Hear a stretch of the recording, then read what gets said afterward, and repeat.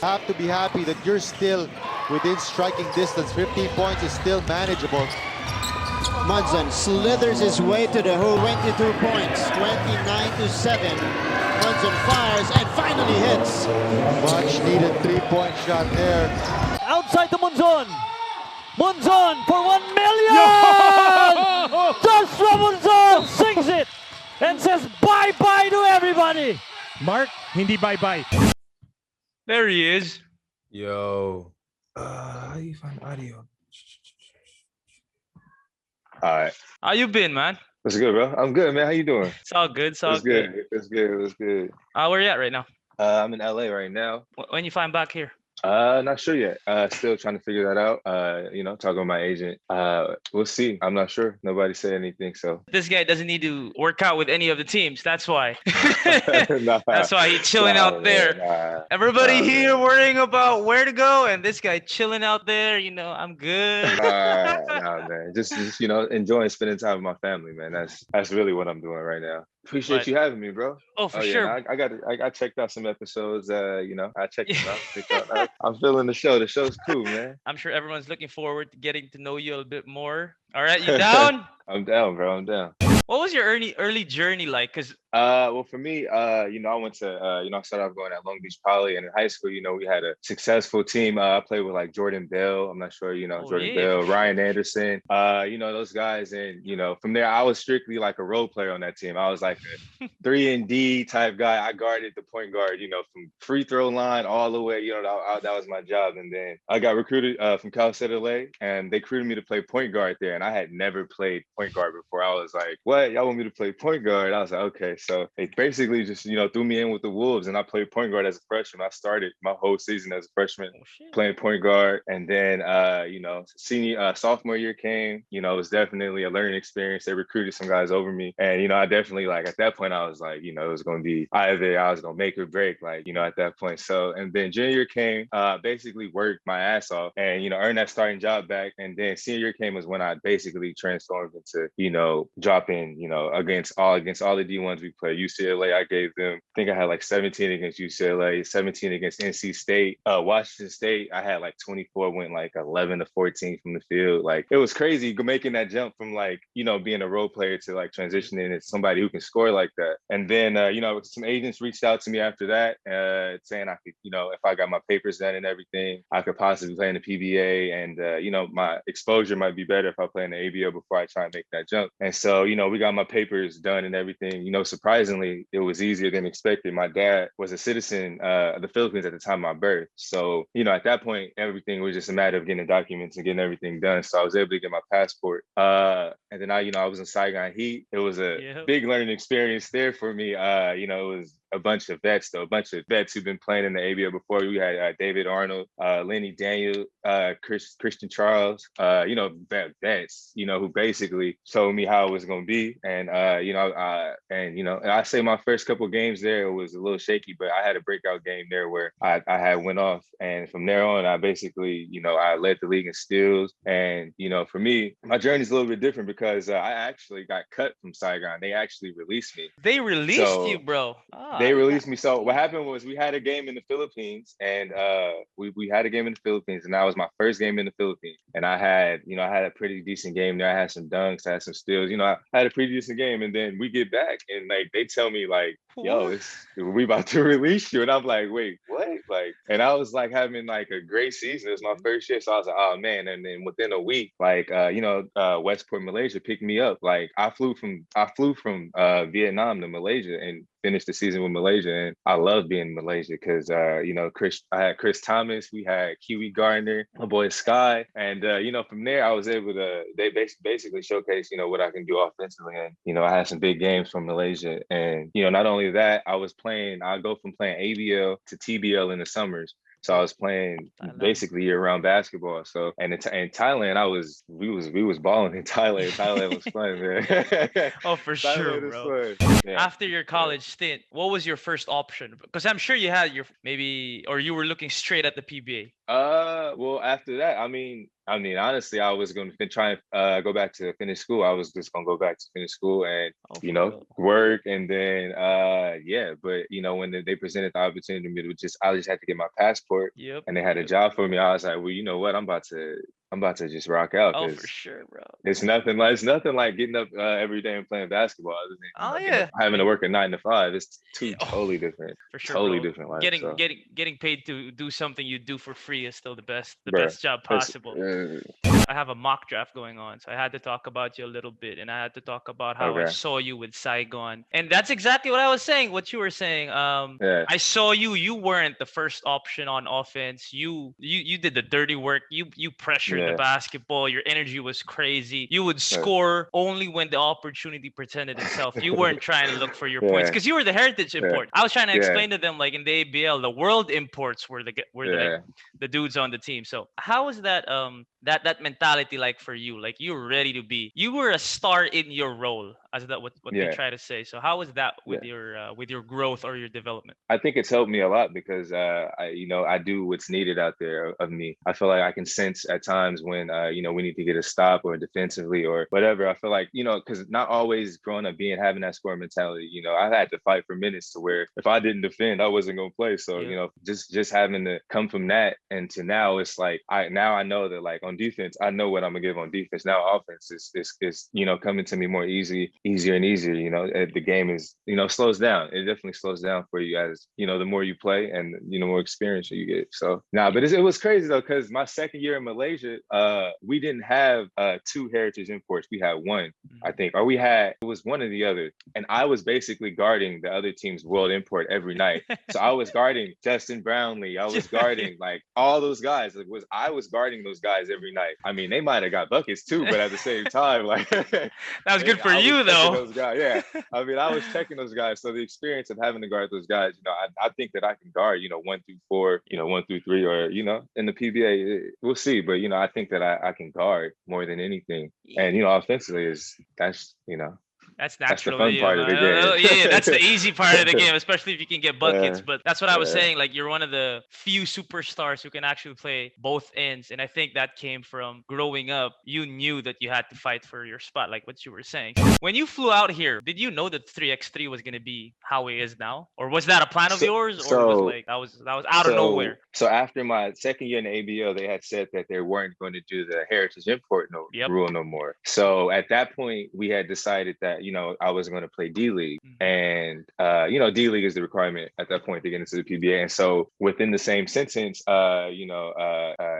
Eric Altamirano, Anton Altamirano reached out to me and was saying that we have a chance to possibly reach the Olympics if you commit to playing 3-on-3. And I was like, you can play D League and 3-on-3 at the same time. So I was like, oh, okay, cool. So I basically committed to 3-on-3 and D League at the same time. And I didn't know 3x3 would blow up the way it did. And that was like, I mean, it was a blessing. It was a blessing that they reached out to me, and I'm, thankful for the experience. And man, now we have the Olympic qualifier coming up in May, which, me, Alvin, CJ, and Mo, are a part of. And that's, I mean, to be on the national team at any stage is I'm super grateful for that, and, for us Finlands, it's always a dream for us to represent the country in any aspect. So, that's going to be crazy. Oh, that's going to be crazy. From there, that 3x3 stint, was it tough for you to adjust to the 3x3 game? Or how was that adjustment like going from ABL 5-on-5 to 3x3? Because 3x3 is no joke, man. Everybody, it's no joke. To me, it's tougher with the physicality, it's different. The pace. Completely different. I think, when we got our first taste of it, we were just playing locally in the Philippines, and we thought it was one style of play, and it was very physical, and and it was a lot of one-on-one style of play. And then you go to the big stage, and it's not only is it physical, it's the physicality, it's the execution, it's the small details, it's the little intricacies of like cutting and moving, of like the basic fundamentals of the game that you don't necessarily practice all the time that you're going to use in 3x3. So I mean, and then you got the other aspect of you having to score, having to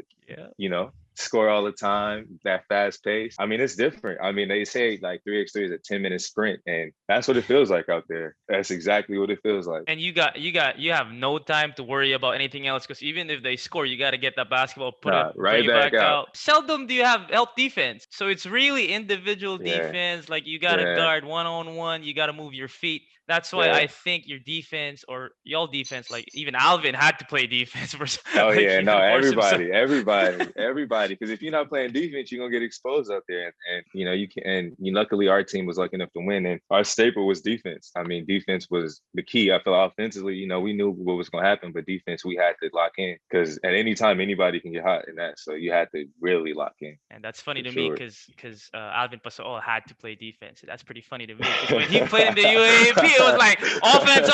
I'm dropping 49. I don't care about the other end. Hey, Alvin, he's a two-way guy. He's a two-way guy now. What was your most memorable 3x3 experience, both abroad and over here? I mean, getting that check, getting that 1 million peso check. Most recently, it had to be that 1 million. That shot right there, I think that was big, because I mean, the way the game had went, I couldn't make nothing to start the game. I was missing so many shots, and then I ended up making 2 threes towards the end of the game. That final shot and one before that, and it was just, man, you know, when you got, you know, 1 million pesos on the line, you know, it's a little bit of different pressure, but it was fun though, nonetheless. Like that was the second time we won it. You know, the first time we won it, it wasn't as pressure filled, but I mean, winning that is definitely, you know, an experience. And abroad, I'd say even most recently on the world tour, I think that was, you know, it takes a lot to get to that stage, and it takes a lot to be successful on that stage. And you know, we did win last year, but I don't think I played the best I played until being on this year. Even though we lost like this year, I think I played better this year than last year, just with the experience and, you know, working on my game over time. I think over time I've gotten better. I think every year I've been able to add something to my game. So I've always thinking my most recent experiences would be my best. I know that you've gotten close to like your teammates, but how was the bubble like? Being able to, you know, chill. Me and Troy, that bubble was, me and Troy was in the room every day. Like, oh man, it was, I mean, it's tough, because it felt like basketball boot camp in a sense, because you wake up, you go practice, you go back to the room, wake up, got games, go back to the room. Like it was like you know, boot camp. So I think that at the same token, I think that, you know, some of the best basketball is being played during that time, because you ain't got nothing to worry about but basketball. You know, there's no outside distractions of, you know, going here, having to do that. So I do think that, you know, being in that bubble was a good lock in on you know, our goals and stuff like that. So how is it like being with the love team of 3x3, Alvin Pasaol and Leonard Santillan, bro? How is that like? Oh man, I was talking to them on this same segment, and they were telling me that they had problems talking to you, and then like they had their own world going on. So how was that like being with those two? Nah, man, I love playing with those guys. For me, like those guys are gamers. I think that when they come to, you know, coming to the game and then coming to, you know, whatever, coming to play, they're gonna come to play. And I think that, you know, as far as communicating goes, that's every team is gonna communicate one way or another, and it's just learning how to communicate is a key. And you know, I think we did that though. And I think that it's good. I think it's good to have that emotion and have that, because you know, I think for some people it works and some people it doesn't. And you know, I've learned that over time, how to, you know, some people can handle certain things, some people can't handle some things. So just learning how to communicate. Learning how to communicate is the key. And that's a fun dynamic. I mean, two Philams and two Filipinos going abroad, going places. And off the court, how was it like being with Alvin Pasaol and Leonard Santillan? Off the court. Those guys are jokes, man. Those guys are comedians, man. Those are my guys, man. Those are my guys. Bro, is it true that Alvin eats 2 whole chickens before you play a leg? Man, Alvin, oh my gosh.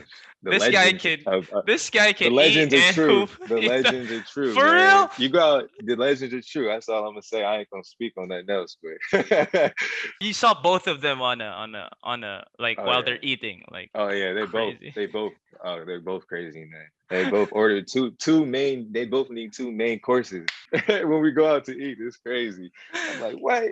I'm like, yeah, bro. I'm like, oh, all right, man.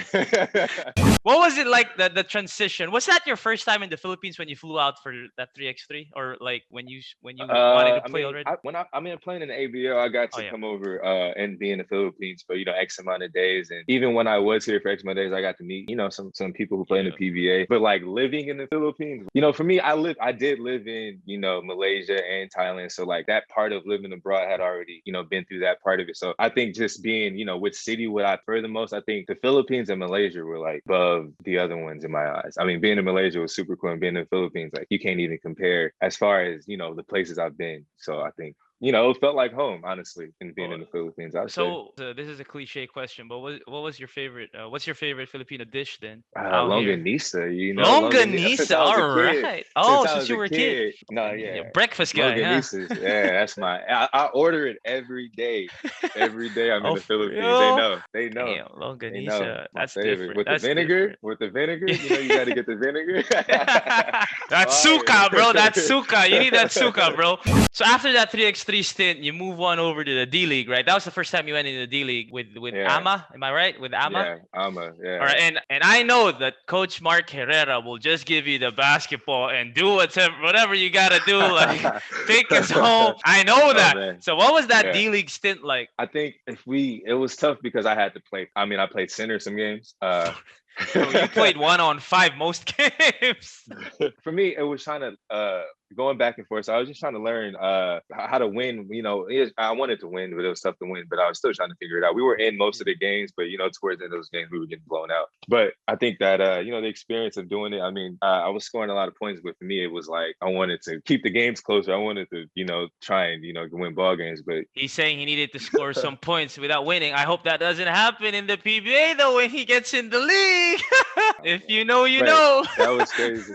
Crazy. In the D League though, when you got into the D League, it was more of the college game because it was the college teams. Like, it's a different pace. It's a crazy pace. It's a young gun pace. So who in the college scene, in the D League scene, who was your toughest matchup? The kids, Abando. Bro. For me, Abando, there it is. The guy, he blocked my shot a couple times. Like, yo, where's this guy coming from? Like, yo. I didn't think he had the angle on it. He got it. I was like, okay. And then I was like, I knew how I was gonna have to change it up when I was going to the basket. But here they had him, the combination of him and their import were pretty solid. Chabio,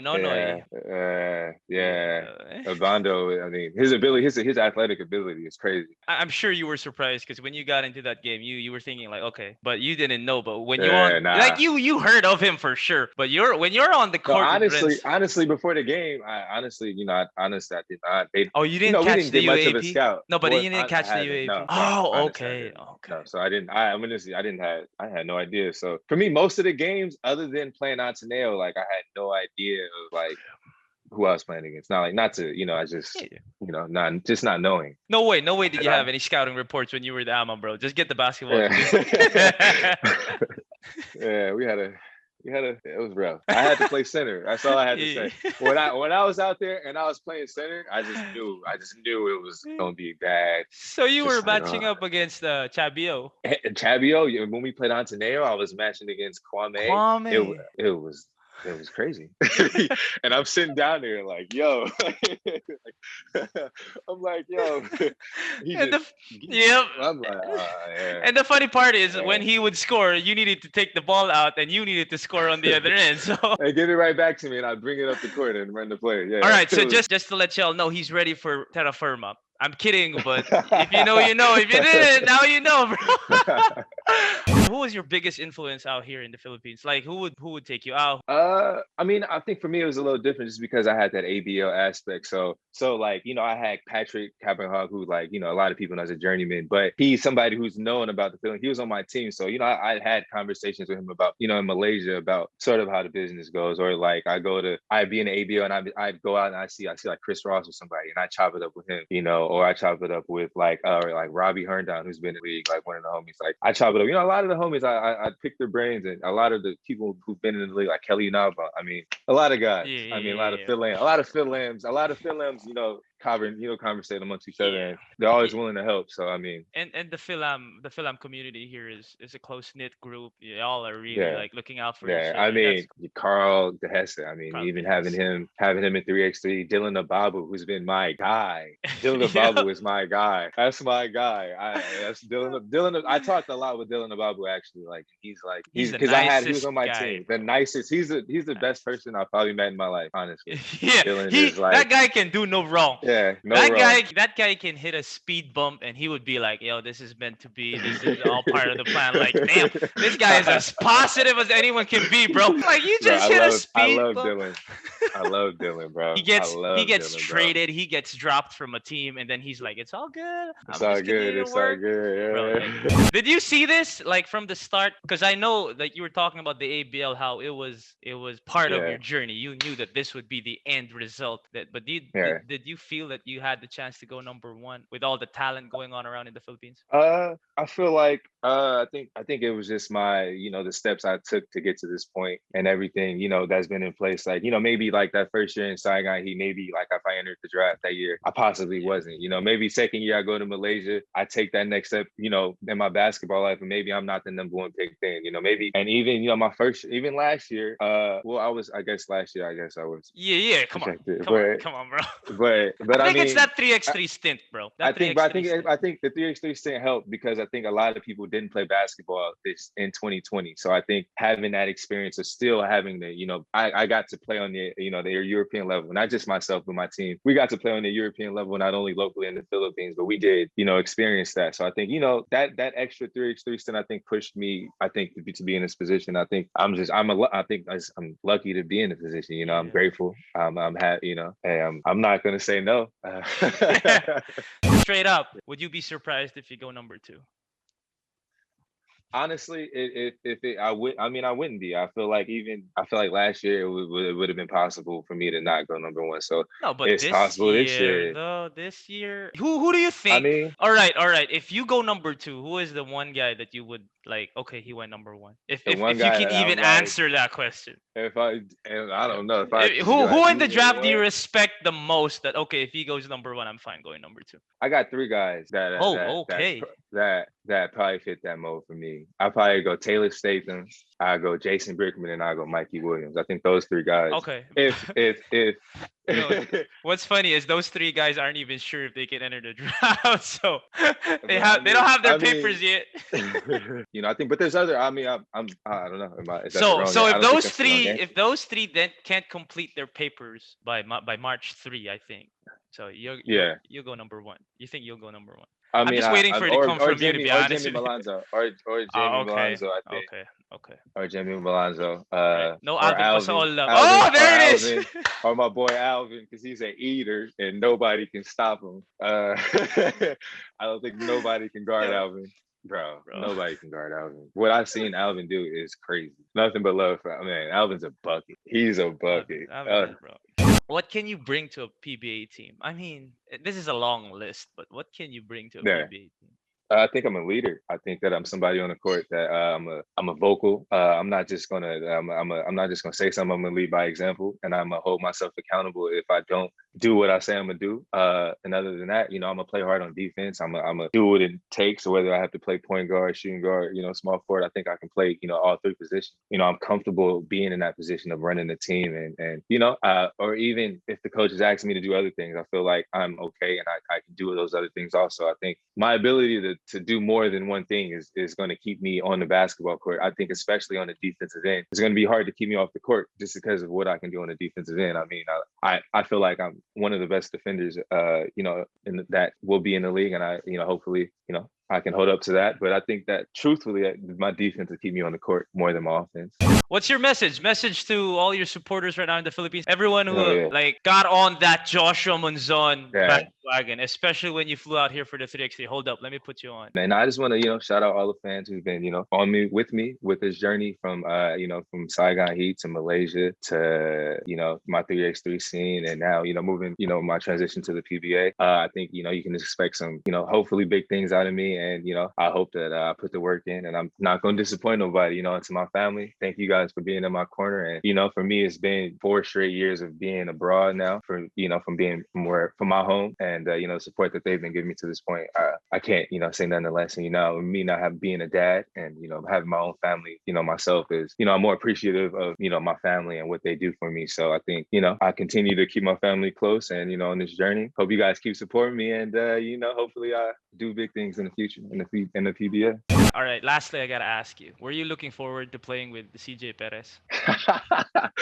Oh my God, that's like the topic of conversation. But I mean, I think it would have been fun. Like that duo of like, you know, a scoring tandem like that. I'm not somebody who can't share the basketball, so I'm like, I would have been fun. You know, I think it would have been fun to have a combo of guards like that. But even now, we got Rose, and then we got Yep, Rose. They ain't picked me. They haven't picked me yet. So hopefully, if they pick me, I was looking forward to you, Roosevelt Adams, CJ Perez. Like low key, what was the feeling like when they traded CJ Perez away? Because you know that Terra Firma already publicly said that they're taking you number one. So what was it like when they traded away CJ Perez? I feel like I can step into that role, honestly. So I mean, it wasn't like, you know, I would have loved to play with them, but at the same time, if they feel that I'm capable of that position, and I feel I'm capable of that. So I mean, there's no doubt that I don't leave any doubt in my mind of what I'm capable of. I know I'm a leader, and I'm gonna go out there and do what I need to do to, you know, lead the team. So and if they do, you know, saying that if they pick me, you know, I'm saying that they saying that they are going to pick me. So I mean, for me, I'm comfortable being in that position of having to lead the team. That's I'm more than willing to do that. So just to be clear, bro, they didn't trade CJ Perez away to get you. You would have been in the same fucking team. Like you would have been in the same fucking team. It wasn't like, all right, let's trade away CJ Perez so we can get Joshua Munson. No. They would have had CJ and Joshua Munson. That would have been crazy because we was already playing 3x3 together a little bit. So like even us seeing that, I'm like, oh okay. I'm like, oh, okay. You never know. Maybe in the near future, if you do well, maybe you'll see each other in an SMB jersey. See what happens. Let's see.